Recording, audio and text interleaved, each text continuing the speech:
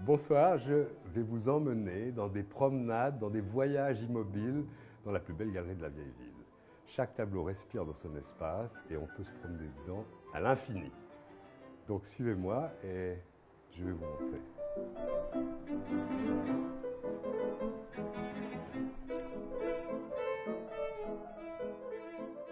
Un tableau est toujours, pour moi, plus ou moins, mais l'expression des grands mythes, des grandes questions qu'on se pose, le temps, la mort, la présence, l'absence. Et dans la nature, qui parfois a une géométrie particulière, vous allez voir, ça rappelle ces mythes, ça rappelle ces grandes idées qui nous préoccupent tous.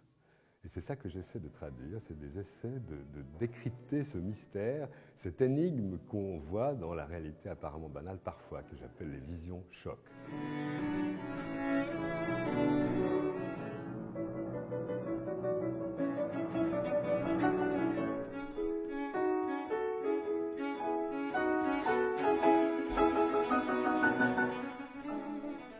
Il y a dans la réalité apparemment banale de tous les jours des endroits qui illustrent nos grandes obsessions, qui sont allégoriques.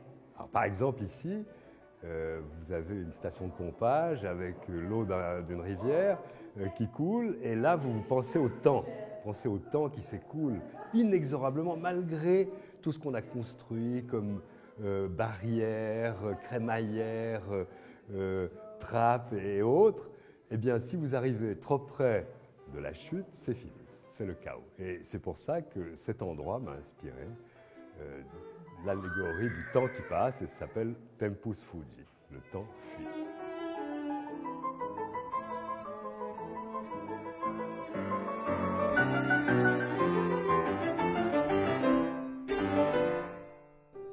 En allant rendre visite à un ami artiste qui a un atelier dans une vieille usine, dans l'antichambre de son atelier, qui est là, j'ai vu ça.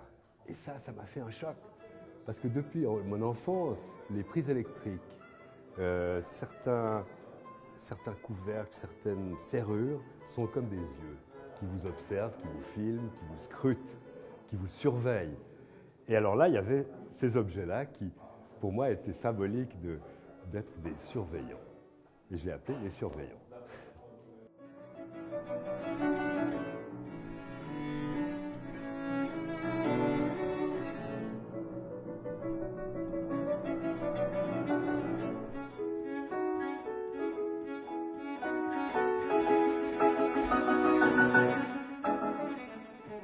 Ici, nous sommes en Ligurie, à 60 km au nord de Gênes, où un petit village de pêcheurs m'a toujours extrêmement inspiré, parce qu'on y voit des choses totalement bizarres et totalement métaphysiques. Ça s'appelle Varigotti. Il y a un cap avec des terrasses d'oliviers sauvages, et il y a cette concrétion-là, à un endroit, que je vois depuis 20 ans, mais tout à coup, je me suis avisé qu'il fallait la peindre, parce que c'est un totem. C'est une sorte de statue incroyable, et improbable que la nature a fabriqué, mais qui est très impressionnante. Alors je l'ai appelé le totem ligure.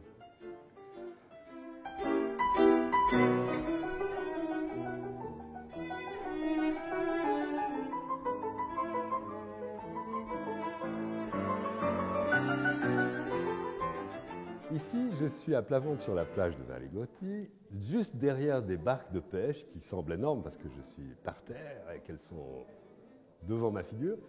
Et je vois ma fille à travers le trou comme ça. Et en fait, j'ai appelé ce tableau cache-cache parce que je suis caché, elle ne me voit pas, etc. C'est comme si on jouait à cache-cache. Mais en même temps, c'est un prétexte à une composition picturale assez gaie, assez forte. Donc ça, c'est pas très métaphysique, mais c'est sympa. Voilà.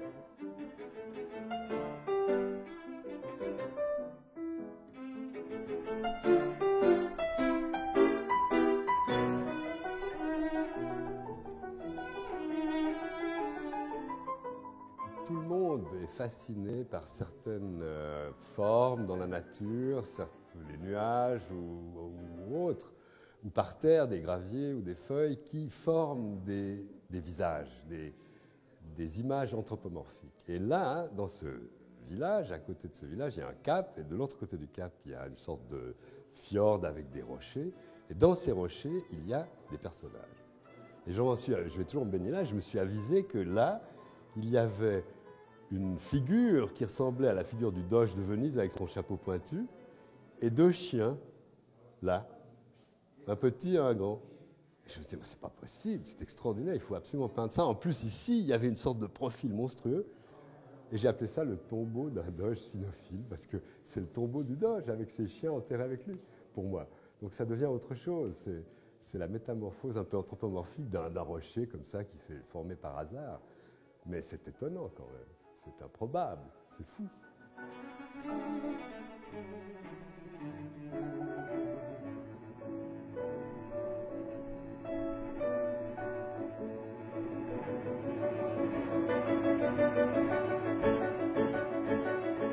Ici, nous sommes toujours, mais de l'autre côté du cap, où nous avons vu les têtes. Et là, il y a, sur la terrasse de la maison d'un vieux bonhomme que j'adore, qui est très sympathique, il y a un objet incroyable, bizarre, agressif et en même temps sécurisant, qui est là. Et je ne sais pas ce que c'est pas un réservoir, ce n'est pas une balise, je ne sais pas. Et cet objet m'a beaucoup obsédé, d'autant plus qu'un soir, il y avait un peu des menaces d'orage et c'était un peu dramatique et je l'ai appelé le gardien du port, parce qu'il y a un tout petit port là derrière. Voilà. Donc, objet bizarre, objet surréaliste.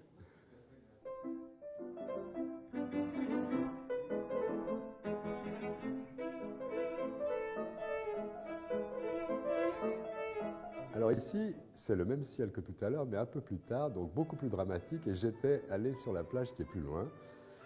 Et là, je me suis dit, c'est un décor d'opéra, ça, un Verdi absolument dramatique, avec cette mer brune, violette, ces couleurs, cet orage qui va exploser sur la gauche, comme descendre et tournoyer, et je l'ai appelé Opéra Beach.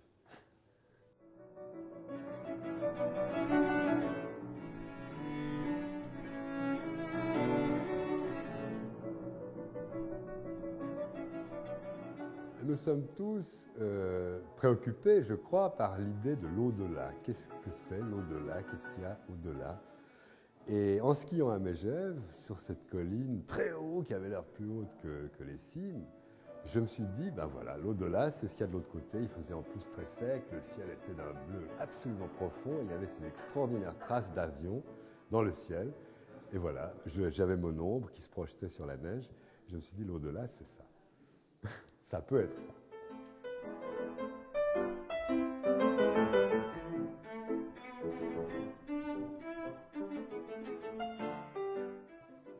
Très curieux, sujet extrêmement bizarre dont l'idée m'est venue. J'étais dans le lac, l'eau était extrêmement calme, le soleil tapait.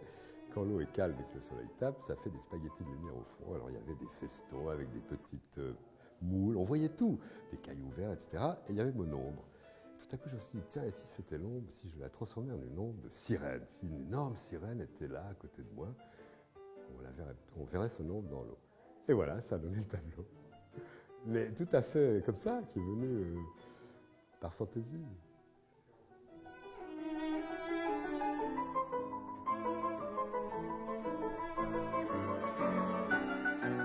Ici, nous arrivons le long d'une digue, le lac est là, et nous montons un petit escalier, un petit pont, nous redescendons. Ce petit pont donne accès à un petit port privé.